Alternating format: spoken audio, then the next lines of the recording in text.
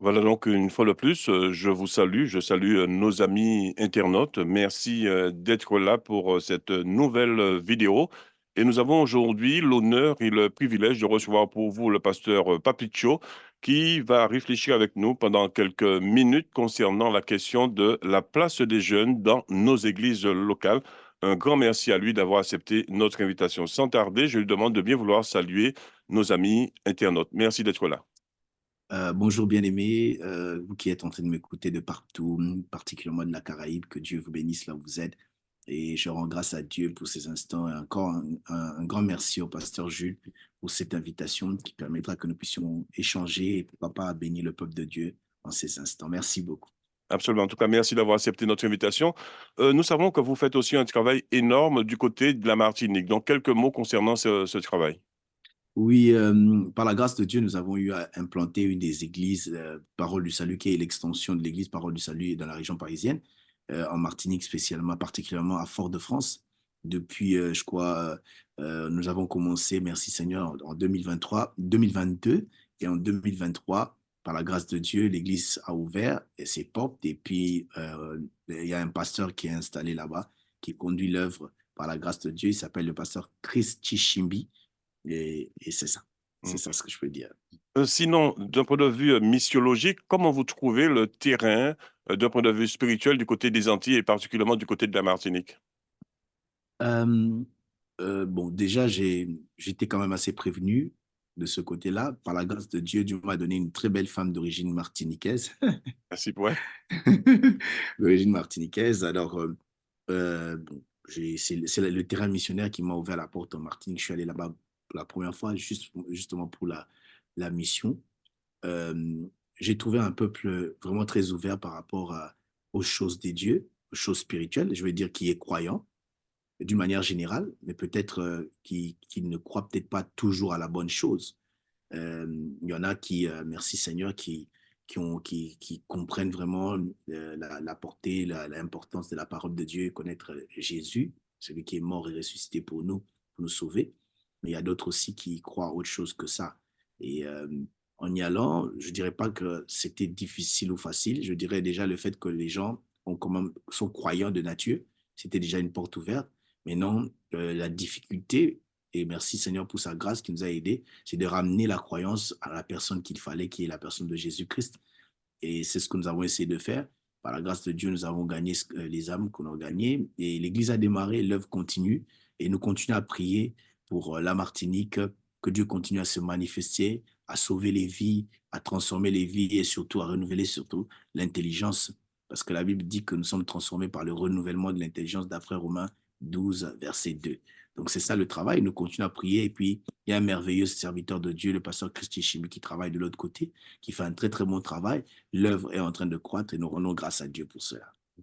Dernière question et entrée justement à la missiologie. À votre avis, quelle est l'importance au sein de la communauté de la question de l'évangélisation? L'évangélisation est très, très important parce que je crois que l'une des faiblesses de l'Église de 21e siècle, c'est le manque d'évangélisation. Euh, les églises croissent, gloire à Dieu, mais généralement, ils croissent parce que j'appelle un mot qui n'est pas français, mais que j'ai inventé, j'appelle ça évangélisation. Ils ne font que changer des églises. Il était dans une église A, il va dans une église B. L'église B bénéficie et a beaucoup de gens. Et puis après, on dira que non, nous avons quitté peut-être de 100 personnes à 500, 600, 700 personnes. Mais en réalité, ce n'est pas des gens qui viennent du monde, mais qui viennent des autres églises et qui viennent. Ça peut faire la croissance de l'Église, mais je crois que la croissance de l'Église, l'Église primitive ne se faisait pas de cette manière. La Bible dit, les Seigneurs ajoutaient à l'Église le nombre de ceux qui croyaient. Donc, les gens venaient au Seigneur, recevaient Jésus, et c'est comme ça qu'ils s'ajoutaient à l'Église. Et je crois que l'Église du 21e siècle ou de dernier temps doit se lever plus que jamais pour l'évangélisation et travailler sur le terrain, gagner les âmes qui ne connaissent pas le Seigneur et les emmener vraiment à la lumière, selon que la Bible dit, il nous a transportés de ténèbres à son admirable lumière. Et c'est ça vraiment ma prière, que nous nous levions et que nous puissions travailler dans ce sens. Pasteur Papicho, ce qui nous retient aujourd'hui, notre attention, c'est la place des jeunes au sein de l'Église locale. Vous êtes aussi jeune, vous êtes très actif, hein, on doit le dire. Parfois, on se demande comment vous faites. Vous êtes très actif. Donc, aujourd'hui, pour vous, quelle est la place des jeunes ou devraient avoir les jeunes au sein de la communauté locale? il est important de comprendre d'abord la valeur des jeunes, même si nous lisons la Bible. Quand nous lisons la Bible, nous rendons compte que si nous vidons, nous enlevons tous les jeunes de la Bible va manquer sa puissance. D'ailleurs, le sauveur de l'humanité, c'était un jeune de 33 ans. Donc Dieu qui sait, vous allez voir la plupart des fois quand Dieu voulait travailler, faire quelque chose, il choisissait les jeunes. Et si il choisissait quelqu'un qui est plus âgé, il allait le rajeunir, à l'instar d'Abraham, par exemple. Abraham a rencontré Dieu, je crois, à l'âge de 75 ans, moi que je m'abuse, à l'âge de 75 ans, mais Dieu lui a rendu capable de faire des choses que les jeunes pouvaient faire, de la même manière que Moïse, qui, à l'âge de 80 ans, c'est là que Dieu l'a rencontré, mais il a donné la force des jeunes. Les jeunes ont la force, les jeunes ont l'énergie qu'il faut, et les jeunes dans une église, je dirais, c'est un atout, c'est une richesse qui peut faire épanouir l'œuvre de Dieu, emmener l'église locale à une dimension un peu plus, enfin, plus de l'avant, parce que les jeunes connaissent beaucoup. À part l'énergie, ils sont connectés à la technologie actuelle. Aujourd'hui, le monde est beaucoup plus technologique et virtuel. Déjà, la preuve, nous-mêmes là, on est avec le pasteur Jules, on n'est pas dans le même endroit, mais on peut se connecter et aussi on est en contact avec vous qui nous suivez.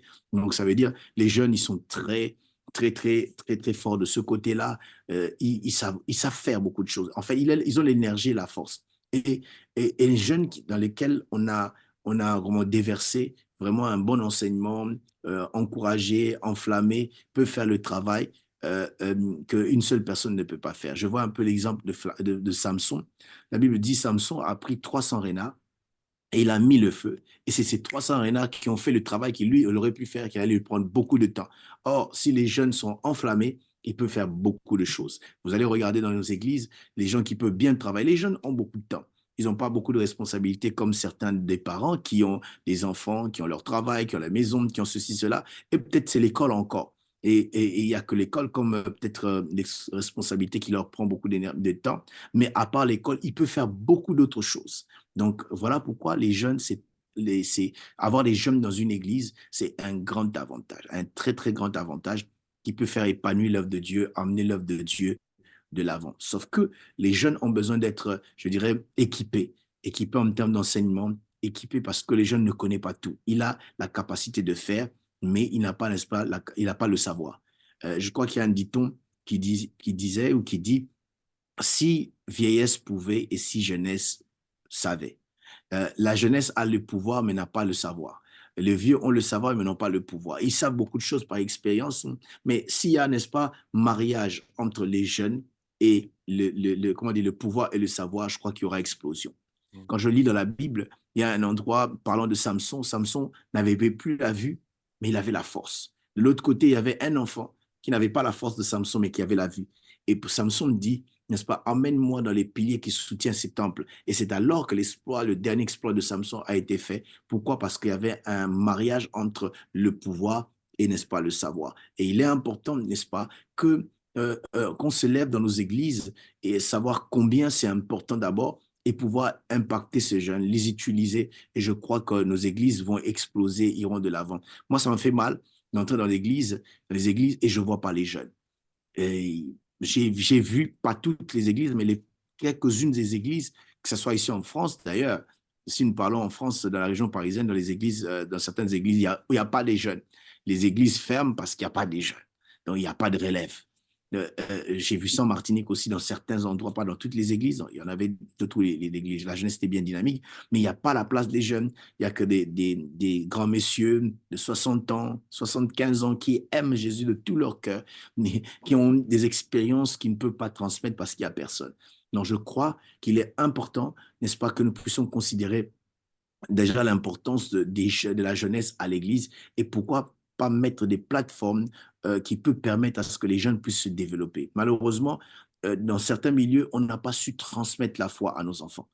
Ils sont venus à l'église avec nous, ils grandissent, n'est-ce pas, avec nous. Ils ont la sémence, mais la sémence n'a pas été convenablement arrosée pour permettre à ce que ça porte des fruits. Nous avons des gens, j'ai rencontré pas mal de jeunes, si je peux parler de Martinique ou partout dans le monde, ils vous parlent de Dieu, ils connaissent la parole de Dieu, ils ont grandi peut-être dans l'église, mais la vie de Dieu n'est pas en eux. Pourquoi? Parce que on n'a pas travaillé, on n'a pas poussé plus loin pour leur donner à eux-mêmes d'expérimenter Dieu, de connaître Dieu. Et souvenez-vous de ça, je m'adresse souvent aux aînés, aux grandes personnes qui sont dans les églises, qui ont des responsabilités. Le fait de voir certains jeunes à l'église dès leur enfance ne fait pas d'eux des chrétiens. C'est comme j'ai l'habitude de dire, un morceau de bois dans l'eau, même pendant 20 ans, ça ne fera pas que le morceau de bois devienne un crocodile. Donc, ça restera un morceau de bois. Et comme vous le savez, la Bible dit dans le livre de Jean 1, verset 12, qu'à tous ceux qui l'ont reçu, elle leur a donné le pouvoir de devenir. Ça veut dire que ce n'est pas tout le monde qui est, on devient. On peut venir à l'église parce qu'on est né, n'est-ce pas, dans une famille chrétienne, mais il faut devenir enfant de Dieu. Et quand ça, la nouvelle naissance vient, c'est le départ de tout, et surtout dans la jeunesse, et ça peut permettre que nous puissions exploser et faire bien le travail de Dieu. C'est ce que je peux dire un peu. Merci pour cette réponse. Avant-dernière question, à votre avis, quelle est la place de la notion de confiance chez le jeune? C'est vrai que parfois on a peur de déléguer parce qu'on n'a pas forcément confiance en cette nouvelle génération. Pour vous, quelle est l'importance d'avoir et de faire confiance à cette nouvelle génération? Et la confiance doit être vraiment la base est très importante. Et quand on sait qu'on a travaillé ces jeunes, on leur a enseigné, pourquoi ne pas faire confiance? Parce que Jésus a fait confiance aux hommes. Il est parti, il a pris le temps de 3 ans, il a, n'est-ce pas, enseigné les disciples, et puis il est parti, il a envoyé le Saint-Esprit, et voilà, il travaille, l'évangile est arrivé jusqu'à nous aujourd'hui, parce qu'il y a eu confiance. Parce que le manque de confiance nous empêcherait de pouvoir avancer. Qu'on le veuille ou non, la vie, une partie de la vie est faite des risques. Si on ne risque pas, on n'aura rien.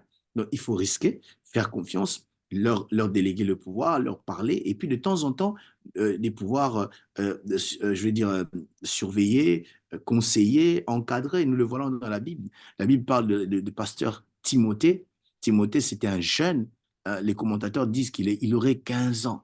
Pasteur dans les villes d'Éphèse, où il y avait beaucoup de problèmes. Mais cela n'empêche, Paul lui a fait confiance, un, et de deux, il lui écrit des lettres pour l'encourager, pour le coacher, pour lui dire quoi faire et quoi ne pas faire. Et c'est comme ça que l'œuvre de Dieu avance. Moi, je crois que la confiance doit avoir sa place. On fait confiance en aidant, en continuant, n'est-ce pas, à travailler, à encourager, à aider, à corriger, pourquoi pas les erreurs, parce que ça ne manque pas. Et c'est comme ça que l'œuvre de Dieu ira de l'avant. Si on ne fait pas confiance, ça veut dire on tue l'œuvre de Dieu.